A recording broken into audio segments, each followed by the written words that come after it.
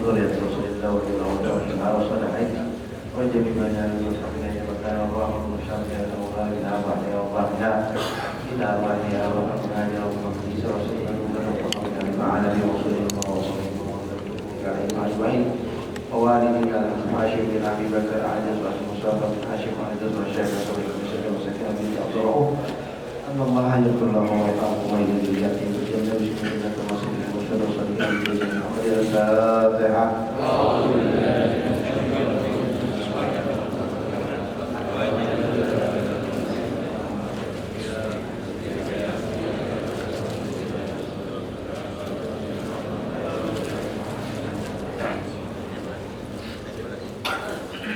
Bismillahirrahmanirrahim. Assalamualaikum warahmatullahi wabarakatuh. Alhamdulillah. Alhamdulillahilladzi ja'ala dina al-batil batina baina qulubil mu'minin wa ja'alna qulubuhum lil-tauhid. Asyhadu an la ilaha illallah wahdahu la syarika lah wa asyhadu anna Muhammadan 'abduhu wa rasuluhu la nabiyya ba'dahu. Allahumma salli wa sallim wa barik wa karim ala sayyidina Muhammad wa ala ali sayyidina Muhammad. Amma ba'd. Ibadallah, ma'asyal hadirin, segenap umat Muhammad jamaah Qasimah di Masjid Sofiyah yang mudah-mudahan dirahmati dan dicintai Allah Subhanahu wa taala. Bagaimana kabarnya, semua sehat? Patut kita panjatkan puja dan syukur kita kehadirat Allah, di mana Allah masih berikan kita nikmat sehat walafiat, panjang umur, terlebih dengan nikmat iman dan Islam, sehingga kita dapat melangkahkan kaki kita berjalan menuju ridhonya Allah untuk melaksanakan berbagai macam ibadah, baik itu ibadah sholat subuh berjamaah dan kewajiban kedua menuntut ilmu di pagi hari ini. Mudah-mudahan semua yang kita lakukan, dari sholat kita, niat kita, zikir kita, bahkan hidup kita tidak lepas daripada petunjuk, sehingga kita mendapatkan ridho dari Allah Subhanahu wa taala. Shalawat dan salam senantiasa tercurah kepada kekasih ilahi junjungan kita baginda Nabi besar Muhammad sallallahu alaihi wasallam. Selanjutnya yang kami hormati guru kita, pembina kita, orang tua kita, Abah Kiai Haji Rahmaddin Afif, mudah-mudahan beliau berpanjang umur sehat walafiat, serta para asatidz, para hujjah, para alim ulama yang banyak alim di antara kita dan tidak dapat apa disebutkan satu persatu, akan tetapi tidak mengurangi rasa ta'zim dan menghormatkan kepada atas sekalian, terkhusus pimpinan kita daripada Ustaz Nias. Mudah-mudahan Allah memberikan kesabaran dan keteguhan sehingga memanjangkan umur beliau dan mewujudkan harapan dan keinginan daripada beliau. Amin ya rabbal alamin. Hadirin rahimakumullah, kalau dapat informasi dari Ustaz Saiful Habib, kalau bisa diterusin bab yang kemarin, dan akan kasih tahu itu ternyata babnya gila sab'atu asya' tunawwirul khamra. Bab yang sebelumnya kita kaji bersama, yaitu tentang 7 hal yang dapat menerangi kubur kita. Baru nanti dibahas kedua kan ini. Betul ya? Al-ikhlas fil ibadah. Karena hidup pangkat mati dan kematian itu menjadi misteri, karena kita nggak tahu datangnya kematian kita kagak tahu, tapi itu pasti dan kita pasti alami semuanya. Dan kita diajarkan untuk mempersiapkan diri. Kubur tuh boleh dibilang bisa jadi di dalam doa ada, dalam doa tahlil, Allahumma ij'al qabrahu raudhatan min riyadil. Ya Allah, jadikanlah kubur ini salah satu daripada taman surga ya Allah. Wala taj'al qabrahu hufratan memohon perlindungan dari Allah agar Allah jangan jadikan kubur kita ini salah satu daripada nerakanya Allah Subhanahu wa taala. Makanya kadang-kadang saya suka berpikir, kalau orang tuh biasanya kalau habis kuburin mestinya banyak hal yang diserap atau didapati. Karena kalau orang mungkin kuburin itu kita suka ngedengerin orang baca talqin. Kalau orang baca talqin itu, ya Allah, saya pribadi setiap orang baca talqin merinding. Ya fulan bin fulan, idza jaa malakani wa huma munkarun wa nakirun. Wahai fulan bin fulan, ntar habis gini datang dua makhluk Allah, namanya Munkar dan Nakir. Dia bakalan bertanya, "Man rabbuka?" Siapa nama Tuhanmu? Siapa nama nabimu? Apa nama kitabmu? Itu yang jawab bukan lisan kita ntar. Yang jawab adalah amal kita. Bahkan di lain riwayat dikatakan ada seorang malaikat, ini kita baru masuk kubur nih. Bagaimana yang dikatakan oleh baginda Nabi ketika menguburkan salah seorang sahabat, kata Nabi, diamlah karena sekurang sedang lagi ditanya. Pertanyaannya dikit, tulis semua amalmu, itu baru di kuburan.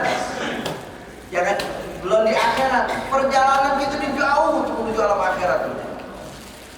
Itu baru di kuburan. Maka kuburan itu bisa jadi salah satu taman surga, bisa juga cikal bakal neraka buat kita. Semuanya tergantung kita.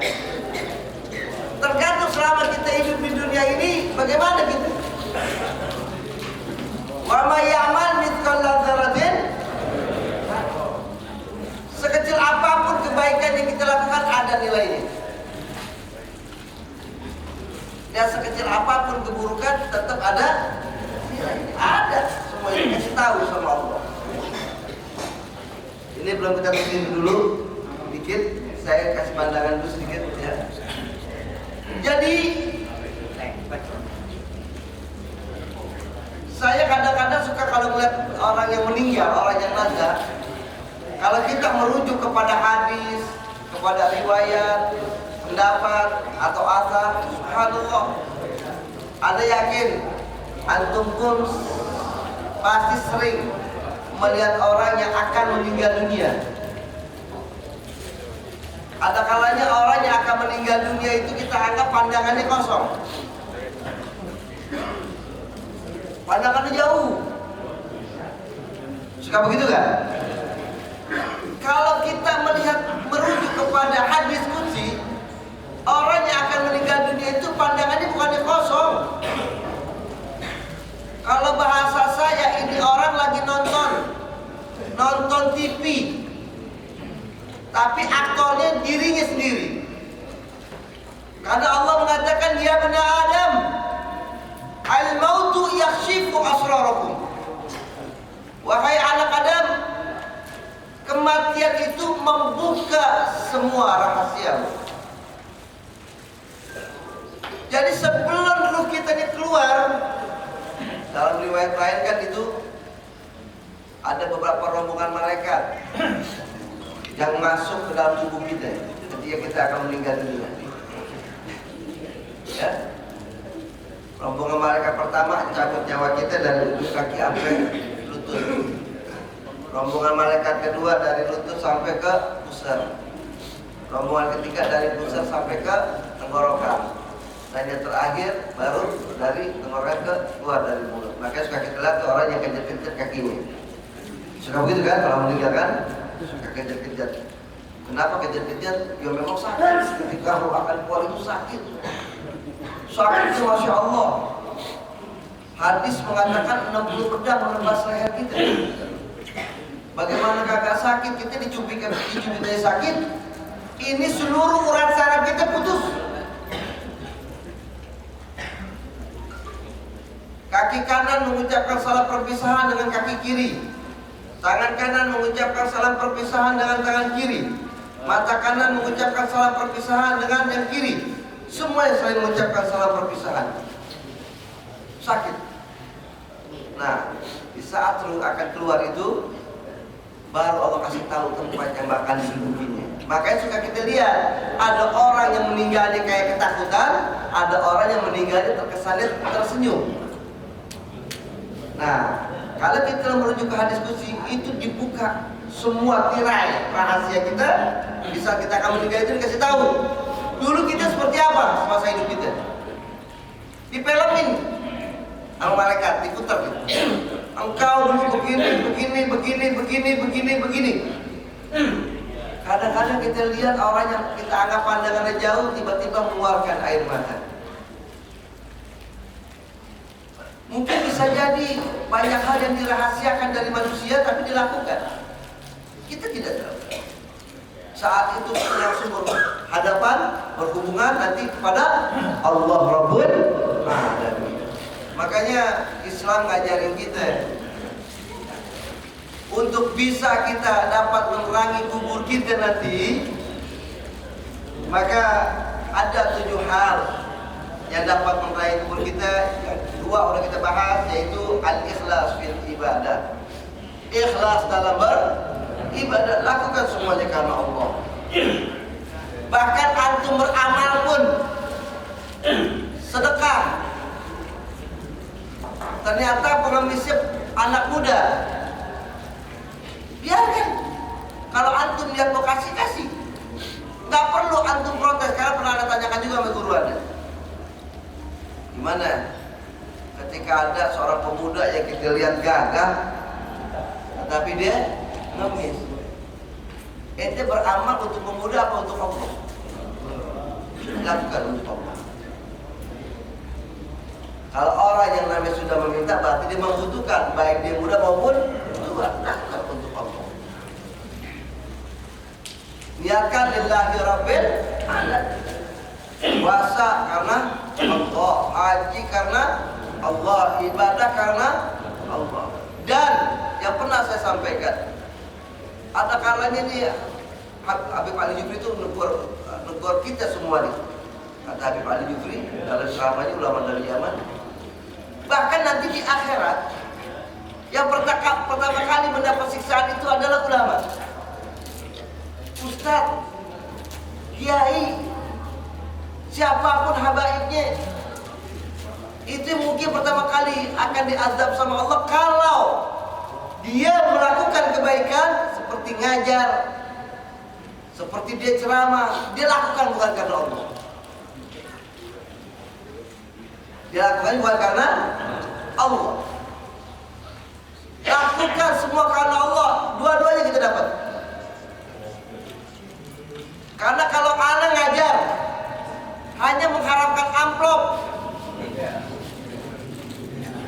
nanti di akhirat kata Allah, engkau mengajak kebaikan bukan untukku, tapi kau mengajak kebaikan kepada hambaku karena mengharapkan, dan kau sudah dapati di dunia. Udah didapati di, ingin dipuji orang, dapat. Pujiannya dapat, dari Allah nggak dapat.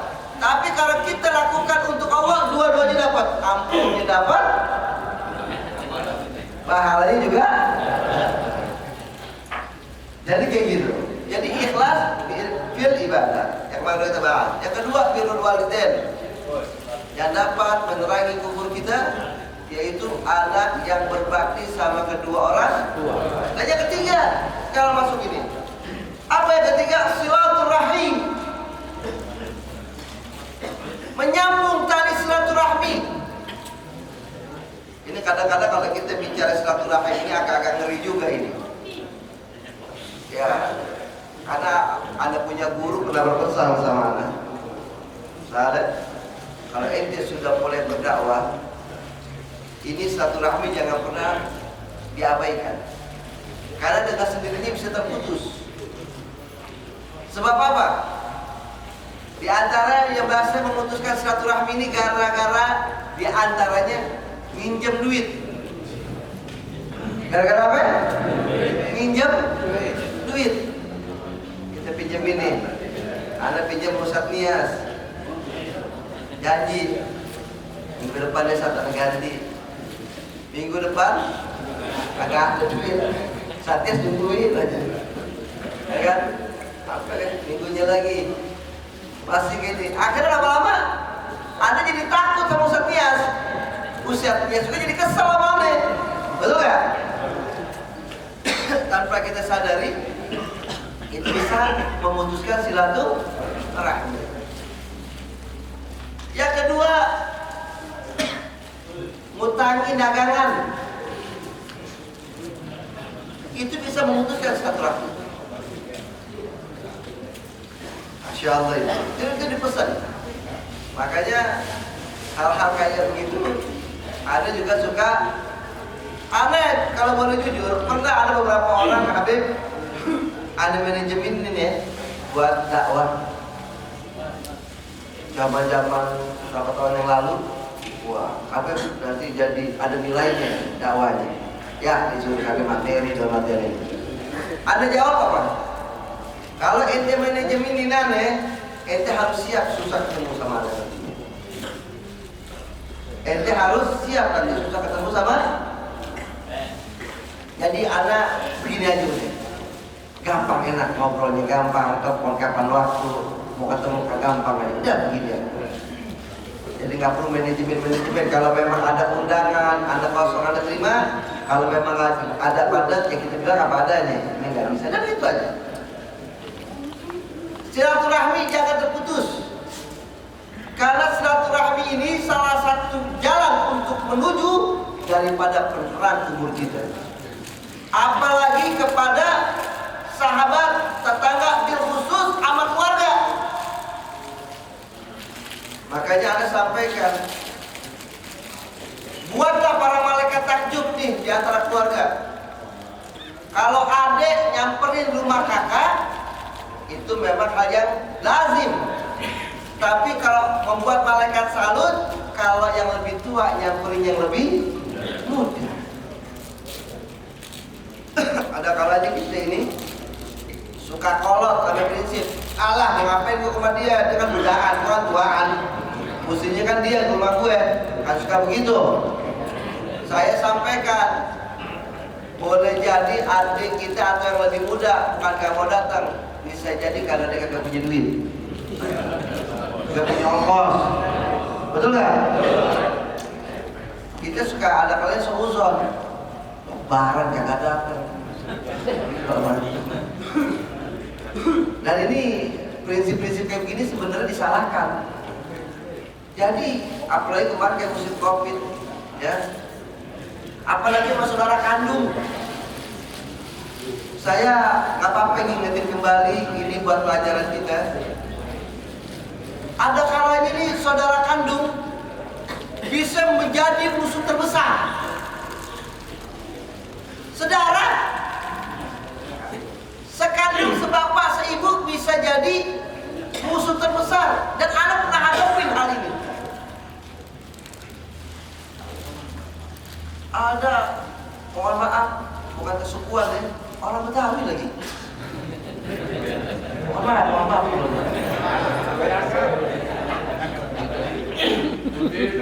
Tiba-tiba ada jamaah ada, Habib, bisa saya minta waktu juga, Bib. Tolong Bib datang ke rumah sakit. Ada apa ya? Ada punya apa nih, Bib? Ada datang. Pas saya datang, abahnya di ruang ICU, kamar sendiri, ada infusan ini. Matanya udah gak melek. Apa berapa lama udah nih? 2 minggu, Bib. Begini aja, Bib. Mau dibilang meninggal, komputernya masih naik turun. Mau dibilang masih hidup, mau dibilang udah meninggal, apa? Masih hidup, tanda-tandanya udah kagak ada. Bagaimana Bib? Gimana ya? Yang ada bukan ada dokter, itu mana tahu kan? Doa udah kemana-mana Bib. Anda tanya, ente punya abahnya ada bukan nggak? Setahu aneh Beb, abah aneh gak ada berhutang. Insya Allah. Saudara-saudara udah datang, masih ada saudaranya. Masih komplit Beb, karena bapak anak adalah anak yang paling tua. Udah datang. Semua datang, cuma aku adanya yang belum. Kenapa belum datang jauh? Kagak Beb. Anda nggak tahu masalahnya, cuma musuh bebuyutan sama adanya. Anaknya nggak tahu, cuma musuh bebuyutan. Anda bilang kita jangan lihat itu sekarang yang kedatang sama ada main cincin deh, cincin ya kalau tahu ya, main cincin deh. Wah, mana Beb? Udah nggak bisa Beb. Kenapa nggak bisa? Udah main haram-haraman. Udah main? Oh nggak boleh gitu ya, dia bilang ke saudara itu. Akhirnya dengan besar hati dia datengin, ada anak tunggu dia di sini deh. Udah, rupanya karena nggak begitu jauh, kalau dari rumah sakit kisaran 10 sampai 15 menit pakai motor sampai sama dia. Baru ketok pintu katanya ceritanya nih. Assalamualaikum, pas yang keluar lagi yang bukain cingin diri. Bukan waalaikumsalam dijawab. Pas buka pintu, ada musuh gua di sini. Cing, bukan begitu Cing. Mau ngapain lo kemarin? Begini lo di sini. Teriak-teriak kencingin dia, Cing. Akhirnya anak kencingin di dalam keluar. Karena kedengeran suara bapaknya kali fisik. Ada apa Mbak? Lo lihat musuh datang kemari. Gua udah bilang, gua haramin anak cucu gue datang ke rumah lo. Sampai kematian gue juga. Begitu juga keluarga bapak lo. Haram pegang atau nginjak rumah gue. Apalagi megang jenazah gue nantinya. Apa kayak begitu ini sumpahnya. Ngeri ya? Tahu ini. Kalau udah sesumbar nanti. Masya Allah. La haula. Tapi hebatnya utamanya adalah cerita akhirnya cuma di lisan doang sesumbarnya. Artinya emas. Kenapa dia bilang begitu?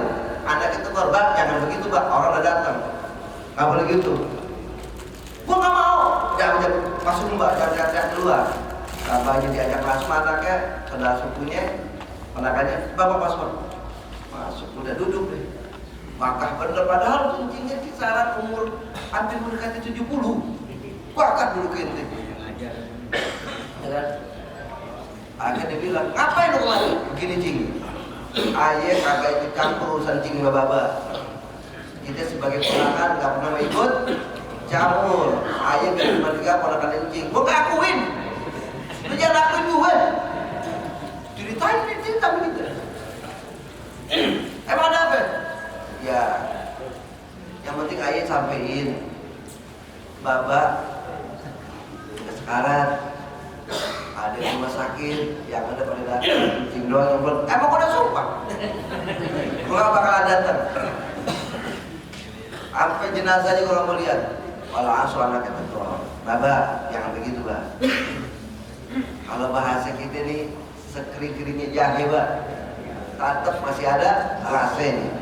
Betul gak? Dia udah datang, udah nyampe. Biar gimana juga itu abang, kakaknya Baba, seperut, satu kandung. Dulu kecilnya bareng, udah nasihatnya lama. Diam langsung Baba. Kebayang mungkin ya, masa kecilnya bareng-bareng atau gimana, kebayang kali. Cuma begini dong ngomong, gimana sekarang Bapak lo? Ada rumah sakit Cing, anterin gue. Oh, kami. Sesakit hatinya, anterin gue. Sampai rumah sakit, kebetulan gitu lagi di situ kan. Habib, Haji, salaman. Kita temenin dia masuk ke ruang ICU. Cuma begini doang, pegang itu abangnya yang lagi sekarat tangannya.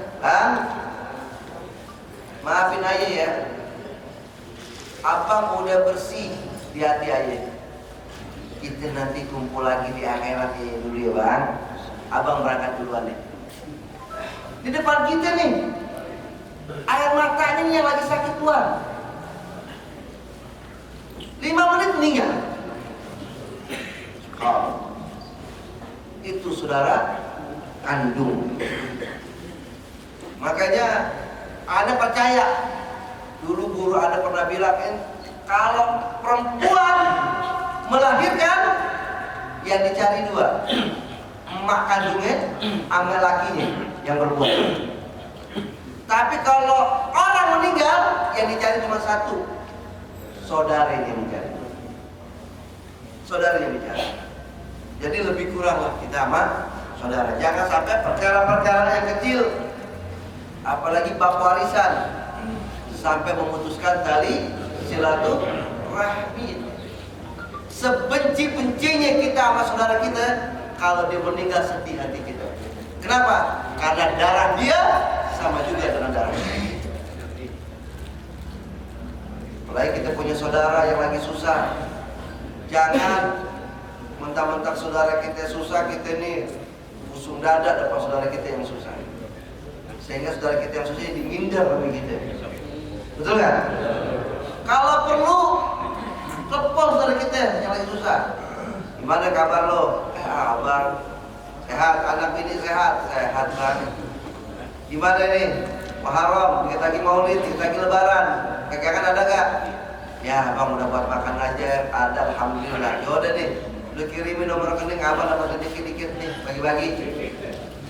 Kirimin deh nomor rekening, dikasih, kirimin 1 juta. Kira-kira gak dia saudara ini? Dia ngomong sama bininya, lu lihat tuh abang gue kirimin duit 1 juta, nangis adiknya deh. Ambil tuh 1 juta, beliin beras dari abang gue. Doain abang gue, biar berkah rezekinya. Malaikat juga doain. Makanya hal ini adalah cara yang dapat menerangi kubur kita. Jadi kalau kelamaan diingetin ya, karena kalau ibu suka lupa. Hah? Baru dua deh. Yang keempat, Allah yudayyi'a umrahu fil maksiyah. Nah, ini buat kita semuanya nih. Yang dapat menerangi kubur kita yang keempat adalah jangan menyia-nyiakan umur kita dengan maksiat. La tazulu qadama 'abdin yaumal qiyamah hatta tus'ala an arba'.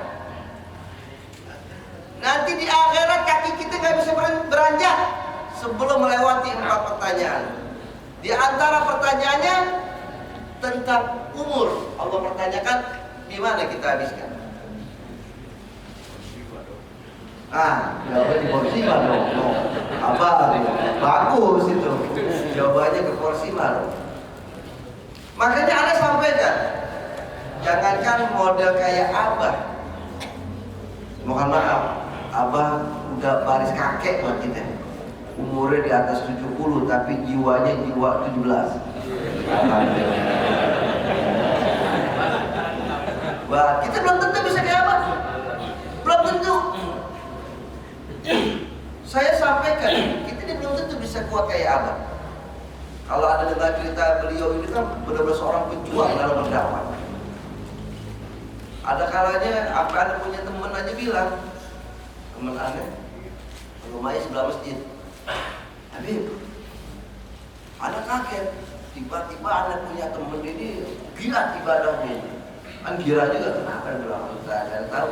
Dia cerita, antum bisa bayangin setiap 2:30 subuh, inna lillahi